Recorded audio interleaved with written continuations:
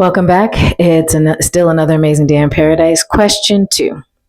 Raleigh, like many cities, is facing a rising cost of living. What do you think should be done to address the economic challenges in our community and support residents who are facing difficulties meeting their basic needs? Now, this was a question that was asked to the at-large members initially. And I'll be honest, this isn't a city responsibility. And the reason why I say that is, and I've said it before in another video, that historically things like this have been done in community.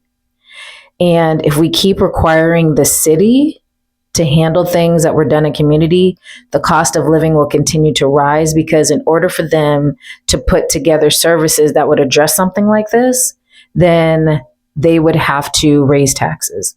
That's the main source of revenue for the city to be able to get anything done. Anytime you require this, ask the city for a service, they've got to find the staff and they've got to find the money to pay that staff in order to implement a service. Then they've got to, before they can even implement the service, then they've got to do the research in order to implement this. Sometimes they've got to do the research before they can hire the staff and put the position in place. And so a lot of times these things take months, if not years, to implement the things that we ask the city.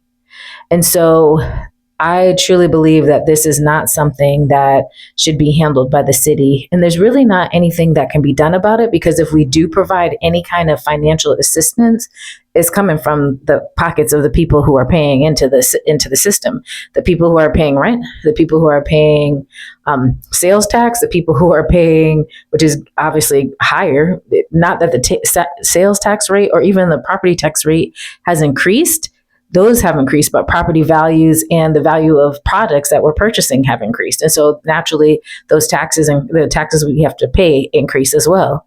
And so I don't think people understand how, when we require or we're asking things of the city, that in order for them to implement it, it costs money, and that money comes back out of the pockets of the people who are already struggling. So when people are staying in hotels, or people like me who are living in our cars, I mean, I pay more in food and gas than a person who lives in a house, because I can only buy for the moment. Storing food in my car is not ideal. I'm cleaning out molds from my car now, from where the bags that I thought were insulated or could hold cold food have leaked, and that area was full of stuff and didn't have the opportunity to dry completely and things of that nature. So I'm dealing with that now, and that's not something I want me and my son breathing in. And so it's not something I feel like should be handled by the city. I feel like this is one of the aspects that I'm working on in conjunction with being mayor. I'm going to use my influence to create an organization that can handle these things, where we can get people the support they need without all the oppressive requirements that typically surround it. And that's how I feel. That's from the experience of being in this space. I think one of the ways the way the city can help once that's done is that they can effectively pay into that organization and show that they support that organization, just like they did for the partnership to end and prevent homelessness.